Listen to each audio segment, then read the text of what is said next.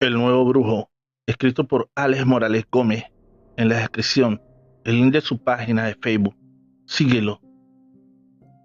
Estas son dos historias en una, pero estaban unidas la una con la otra.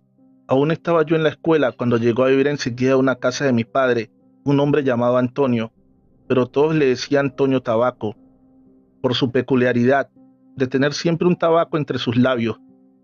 Aunque no era de por allí y nadie lo conocía, pronto se fue haciendo famoso porque su brujería era poderosa e infalible. Podía acabar con cosechas o hacer que éstas germinaran, hacer que llegara la lluvia o la sequía según los deseos del cliente. Sanaba el ganado a la distancia, tan solo con un conjuro. Leía el tabaco, el chocolate y fotos. El gran brujo, empezaron a llamarlo algunos. Allí iban muchas mujeres feas, viejas, jóvenes y bonitas, todas en busca de amor o para que les quitara a sus esposos, los bebedores o los agresivos. Se empezó a decir que el brujo utilizaba su fama para seducir a las mujeres más bonitas.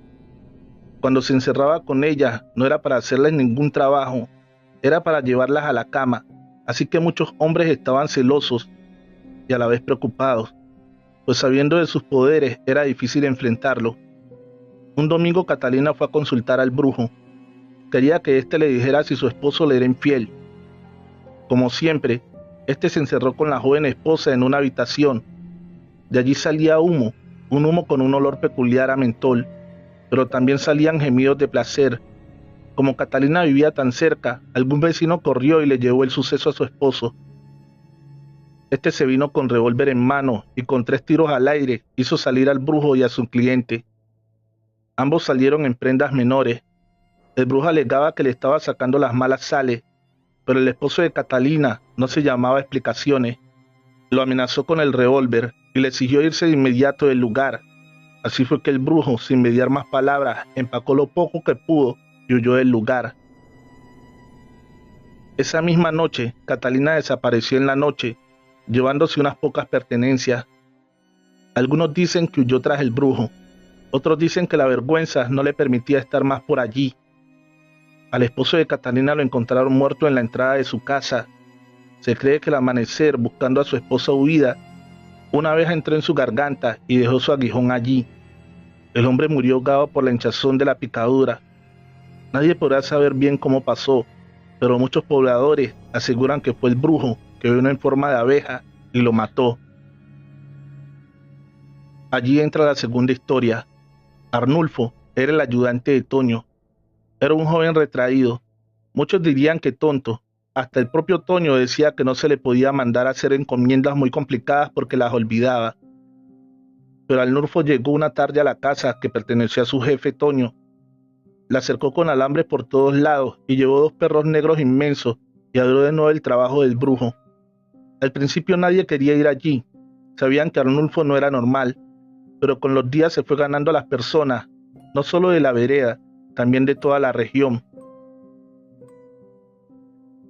Del pueblo y de pueblos contiguos, se decían que tenía más poder que Toño. Algunos decían que este último fue quien le enseñó, otros que era el mismo Toño que había tomado el cuerpo de Arnulfo. Quienes lo consultaron decían que era un hombre completamente diferente. En la noche dicen que lo sentían correr por los cultivos dando carcajadas. Se sabía que era él por su risa peculiar. También dicen que por donde pasaba secaba los cultivos. Muchos temían pasar por el frente de su casa en las noches, no solo porque se escuchaban oraciones y voces extrañas, también porque los 2 perros, que ya de por sí en el día eran atemorizantes, en la noche eran 2 fieras con los ojos como fuego, y por su boca salía una babasa que más parecía lava de un volcán ardiente. Siempre parecían estar furiosos. Fuera de día o de noche, solo se calmaban cuando Arnulfo les daba un pequeño silbido. Dicen que aquel nuevo brujo estaba haciendo una fortuna con su magia o brujería. Al principio las colas eran importantes, después debió empezar a dar citas con más de 2 meses de antelación. Ahora entra a esta historia a mi familia, más que nada a mi padre. Mi familia tenía una casa para alquiler, contigua a la del nuevo brujo, pero hacía un tiempo estaba sola, ya que ningún viviente se quedaba allí. Algunos por lo que se escuchaba en la casa del brujo en las noches, otros simplemente se aburrían por cualquier pequeñez. Mi padre, cada que se iba un inquilino, la organizaba de nuevo, la pintaba, volvía a sembrar jardín, ya que este pronto se secaba. Un domingo que estábamos mis padres y yo en el pueblo comprando los víveres para la semana, se nos acercó una mujer que decían que era loca y vivía de la caridad de las personas. Eugenia se llamaba. Se vestía de harapos y olía mal. Esta llamó a mi padre aparte y le dijo que el vecino estaba interesado en que le vendiera la casa, para él hacer más grande su negocio. Por eso todos los inquilinos se aburrían, porque le habían puesto tierra de cementerio en varias partes de la casa y le habían hecho un conjuro de magia negra. Mi padre se quedó pensativo, a pesar que él sabía lo que pasaba con el brujo. No creía en esas cosas, mas sin entender, le preguntó a la anciana qué podía hacer para combatir aquel mal. Lo primero que debía hacer era encontrar la tierra de cementerio. Esta debía estar a los alrededores de la casa, en 4 puntos distantes. Después de encontrarla, debía devolverla al cementerio. Después debía enfrentarlo cara a cara. Para esto necesitaba llevar el cordón de San Benito amarrado a la cintura. Este debía estar previamente bendecido con agua bendita. También debía conseguir un ramo de los que se usan en Semana Santa y quemarlo alrededor de la casa. Necesitaba un arma cortopunzante, preferiblemente un puñal de plata. Este también debe ir bañado de agua bendita. No se preocupe por lo que necesita. El sacerdote le conseguirá el cordón y el puñal. Debía decirle que la blanca lo había mandado. El sacerdote sabría de qué hablaba. Cuando ya esté listo, busca la manera de entrar en la casa del brujo y cuando lo tenga de frente le exigirás dejar la región y no volver nunca más. Con el puñal en alto, le dirá que de no ser así, por el poder de Cristo le arrancará el corazón. No se preocupe, le dijo a mi padre, mientras haga las cosas al pie de la letra, nada podrá hacerle. Fue así que mi padre, sin entender nada de brujería, se fue a enfrentar a un gran brujo. Efectivamente encontró la tierra en bolsitas de cuero. La mujer así lo había explicado. Era piel de muerto. En la tarde la llevó al cementerio y en la noche por el muro que daba a la casa del brujo, saltó a la casa. Resuelto pero con el corazón en la mano, lleno de temor. Cuando los 2 perros lo vieron, le ladraban con rabia, pero se mantenían a distancia. Después diría a mi padre que aquellos no eran perros comunes, no solo por su tamaño y color completamente negros. Sus ojos eran fuego y sus dientes parecían espadas. Su babasa olía a azufre. Arnulfo salió al escuchar que sus perros no se calmaban con su silbido. Al ver a mi padre, retrocedió unos pasos. «No podrás conmigo», le gritó. Mi padre le dijo en voz calmada pero temblorosa, porque aquel no era el Arnulfo que él conocía. Aquel era un ser oscuro, no parecía un hombre, más parecía una sombra, un humo negro. Mi padre le exigió con el puñal de frente que debía irse de la región. Aquello dio una carcajada y se desvaneció en el viento. Solo un tabaco quedó al lado de mi padre. Cuando escuchó el gemir de los 2 perros que estaban a un lado, mi padre miró con rapidez. No quería ser atacado por aquella fiera. Lo que vio lo causó más terror de todo lo que vivió esa noche. Donde antes estaban los perros, estaban los cuerpos sin vida y desnudos de Arnulfo y Catalina. Mi padre llamó a un inspector policial que vivía cerca para que se encargara. Esta y medicina legal no podían dar una explicación a estas muertes. Aquellos cuerpos, a pesar de no estar en estado de descomposición, llevaban más de 2 meses muertos. Mi padre alquiló de nuevo la casa. Ya llevan como 3 meses los nuevos inquilinos y están felices. Un domingo nos fuimos donde Eugenia a darle las gracias por su favor, pero esta no nos habló. Parecía que ni nos reconocía. Era la loca de siempre. Le dimos unas galletas para que comiera y un billete, el cual vimos cuando lo tiró a la basura. Fuimos donde el sacerdote a preguntarle por aquello y nos aseguró que el puñal y los artículos que le pidió mi padre hacía más de 2 meses los tenía. Una mujer vestida de azul se los había dejado con la recomendación de entregárselos a quien dijera: La Blanca. Si aún no estás suscrito, dale fuerte al botón de suscripción y activa la campanita de notificaciones. Guerra contra las brujas, escrito por Alex Morales Gómez. En la descripción, el link de su página de Facebook. Síguelo. En aquel entonces, se hizo muy recurrente hablar de las brujas, de su poder y del terror que podían causar. Los alcaldes desde los estrados públicos llamaban al pueblo a denunciarlas. Los sacerdotes desde los altares llamaban a quemarlas. Fue así que mi pequeño y olvidado pueblo se volvió en un rincón infestado de brujas, según decía la Santa Inquisición. Doña Telvina, Doña Magnolia, la joven Margarita y otras que no recuerdo fueron quemadas en la hoguera. Sus propiedades pasaron a ser parte de la Inquisición o la Iglesia. Algún porcentaje al alcalde de turno. Mucho se hablaba de brujas y sus maldades, pero la verdad es que en el pueblo nunca se había visto algo que se pudiera relacionar con la brujería. Mi madre y yo vivíamos solas, ya que mi padre embarazó a mi madre y la abandonó. Mi madre era una mujer mayor para ser madre. Yo había llegado a una edad tardía, a pesar del abandono de mi padre. Mi madre me amaba con toda su alma. Mi anciana madre iba todos los domingos a la iglesia y pedía porque las lluvias no abandonaran los cultivos de plantas aromáticas que era su fuerte, las que vendía los fines de semana en el pueblo.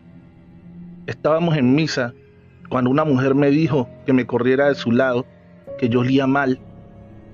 Mi madre, enfurecida como nunca antes la vi, le dijo que jamás volviera a tratar así a su hija o tendría problemas.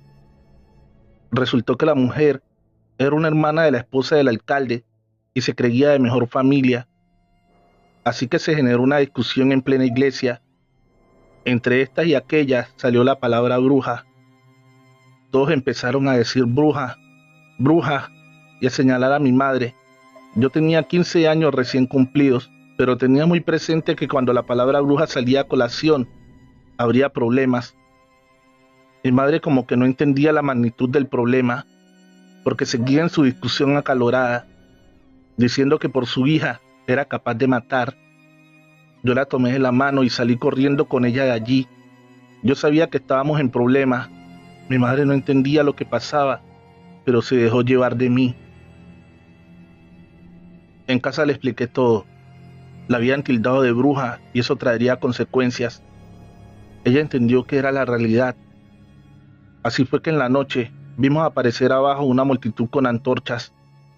Venían gritando: ¡Muerte a las brujas! Mi madre agarró unas cuantas cosas y corrimos al bosque.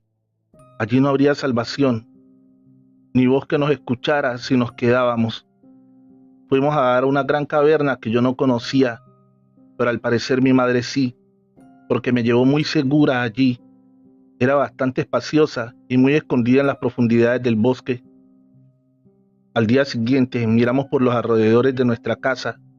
La habían quemado. Al parecer creían que nosotras estábamos dentro. No quedaba nada, ni de la casa ni de los cultivos.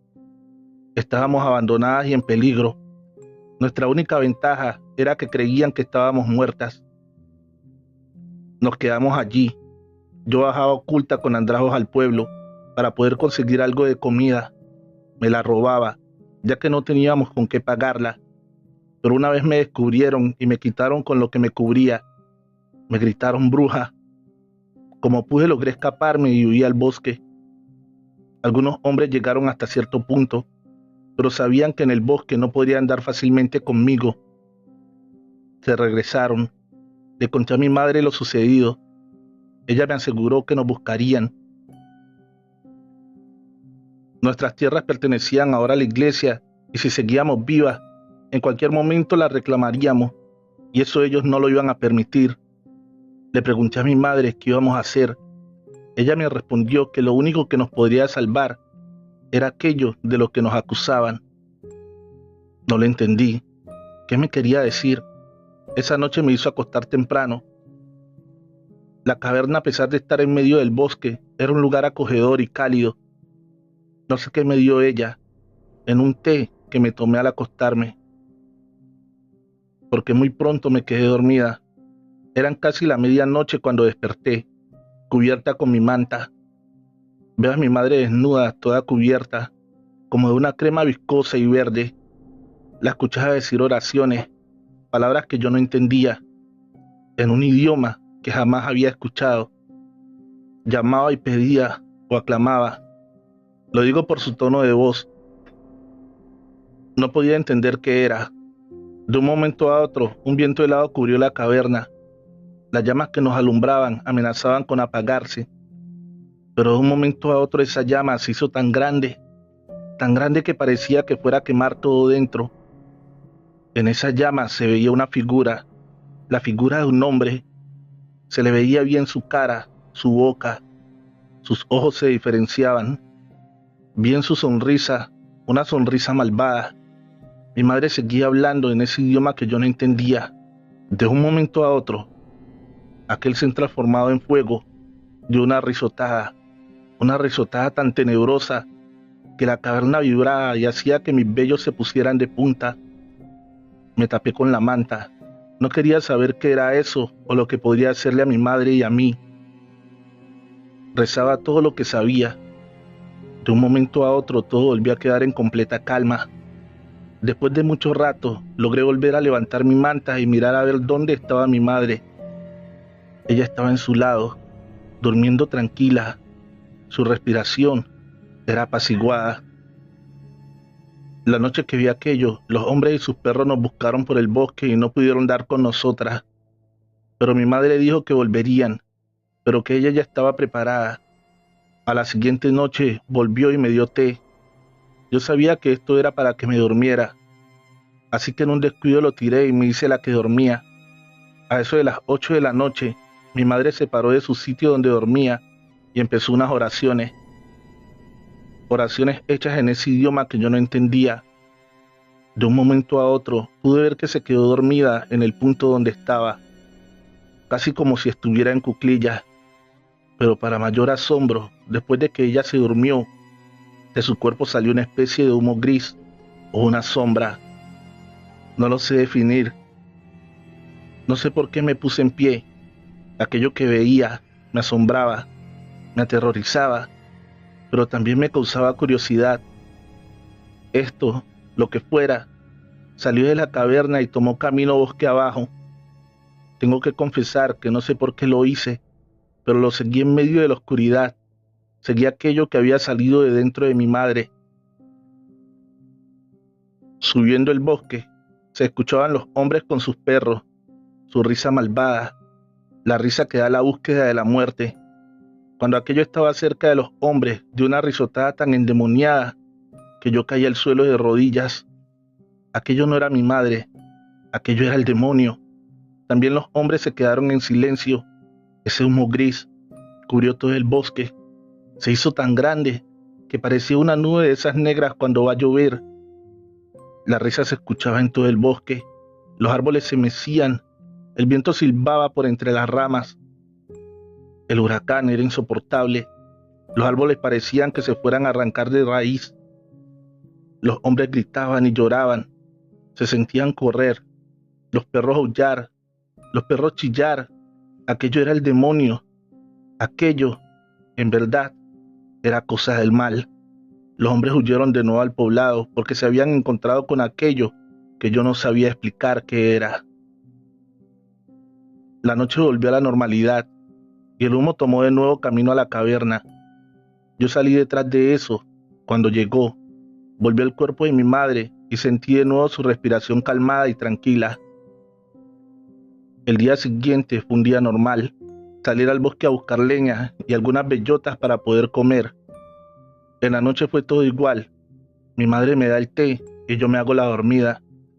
Mi madre vuelve y entra en oración o lo que fuera y pronto se queda dormida o en trance. Aquello vuelve a salir de su cuerpo. Ese humo, esa sombra, esa niebla. No tengo cómo explicarlo. De nuevo la seguí o seguí aquello que salió de ella. Ya eran más hombres, venían armados con picos, palas, cruces y libros de oraciones. Estaban cerca de la caverna. Aquello ya no solo cubrió el cielo, cubrió por completo el bosque. Todo se hizo oscuro, más oscuro que una noche normal. Parecía como si la oscuridad fuera tan densa que se pudiera cortar con un cuchillo. Se escuchó en todos los rincones del bosque la risotada, tan tenebrosa que yo misma debía taparme los oídos. Me acurruqué al lado de un árbol y me quedé allí. El bosque se volvió una tormenta, pero no era lluvia, era de unas partículas pequeñas. Los árboles iban y volvían, amenazaban con caerse. Los hombres corrían de un lado para el otro. Yo no entendía el porqué, pero no podía ver el camino. Se chocaban entre ellos, como si ellos mismos no se pudieran ver. Eso era una cosa de locos. Era un caos inexplicable. En una de esas, uno de estos hombres fue a dar al lugar donde yo estaba escondida. A pesar del susto que se le veía en sus ojos, gritó: «Aquí está la bruja». Sentí algunos pasos correr a donde yo estaba. Él me amenazaba con un pico. Yo sabía que estaba perdida, pero a mi lado apareció aquella sombra. Debo confesar que mi miedo era peor que el de aquel hombre. Más aún, que aquella sombra era mi madre. Sus rasgos físicos eran muy diferentes y desfigurados, pero era ella. El hombre al verla se santiguó e intentó correr, pero mi madre, o lo que fuera, le puso su mano en el hombro y este cayó al suelo. Aquello me habló y me dijo: «Ve a la caverna ya». La voz era la de mi madre, pero sonaba extraña y cavernosa. En el bosque se hizo una claridad que me dejaba ver con nitidez el camino. Corrí a la caverna. Desde lejos escuché cuánto decían: «Está muerto, lo mató la bruja». No sé cuándo llegó aquello al cuerpo de mi madre, pero ella en la mañana me dijo que esto que había visto era lo que los hombres le temían, a lo que la habían obligado. Si era por defenderme, se aliaría hasta con el demonio. Así fue que seguimos nuestras vidas. En ocasiones intentaban buscarnos para matarnos. Nos enteramos que el bosque lo llamaban el bosque de la bruja. Ella iba al pueblo y robaba comida. No sé si lo hacía ella o lo que había dentro. Unos años después murió tranquila en su lecho. Me dijo que ya era justo que volviera al pueblo y reclamara nuestra propiedad. Ya nadie se acordaría de mí. Ya era toda una mujer. Así lo hice y viví en aquel pueblo hasta mi vejez. La Inquisición terminó. Las brujas se olvidaron, pero las personas del poblado le siguen temiendo al bosque donde vive la bruja. Recuerda que la mejor forma de apoyar el canal es dejando un like, un bonito comentario y compartir este video con un amigo. En la descripción de este video está la dirección de correo electrónico al cual puedes enviar tu relato. Llegó con la lluvia, escrito por Alex Morales Gómez. En la descripción, el link de su página de Facebook. Síguelo. Fue un día como cualquier otro, soleado y agradable. No se preveía lluvia. Mi madre fue la única que en la tarde dijo que algo no le gustaba en el ambiente. Mi padre le dijo que dejara de ser ave de mal agüero. Mi madre le respondió que solo era una sensación extraña y no era culpa de ella sentirse así. En casa mi madre era creyente tanto de la religión católica como de las buenas y malas energías. Mi padre, por el contrario, podríamos decir que era ateo, pero a él no le gustaba que lo catalogaran así. A eso de las 7 de la noche empezó una suave lluvia. La verdad nos agradaba para que refrescara el jardín, pero sabíamos que no estábamos en épocas de lluvia, entonces sería algo pasajero. Igual, cuando empezó la lluvia, mi padre entró 2 perros labradores que teníamos fuera, mientras mi madre organizó una penca de sábila que tenía colgada tras la puerta y enderezó el crucifijo que había en la sala. Mi padre la miró con cara de pocos amigos, pero no dijo nada. La lluvia seguía siendo suave pero constante. Un silbido se escuchaba afuera, pero no era el viento, ya que mi padre tenía varios sonajeros de viento fuera y ninguno sonaba. Los 2 perros empezaron a gemir y a chillar. Corrían bajo el mueble donde estaba mi padre. Estaban muertos del miedo, algo que nunca antes había pasado. Mi madre se santiguó y se sentó al lado de mi padre. Yo en medio de ellos. Algo fuera seguía silbando, como si fuera el viento. Los dos perros gemían, estaban aterrorizados. Algo corrió por el techo de la casa, algo que parecía tan grande como un toro. ¿Cómo podía algo tan grande estar sobre el techo? Se le sentía resoplar como una fiera enjaulada. En casa todos nos abrazábamos con temor. Hasta mi padre, que era el que nada lo atemorizaba. De los perros ni se diga, lloraban y gemían muertos de miedo. Aquello, al correr sobre el techo, hacía que las puertas y ventanas parecieran que se fueran a caer. Temblaban como si fueran a arrancar de sus puestos. Es como si hubiese un temblor de tierra. Pero solo en nuestra casa sentimos como aquello corrió por todo el techo y saltó al lado de la puerta. Allí de un bujío, como el de un toro, arremetió contra la puerta, pero en el primer envión tumbó la penca de sábila.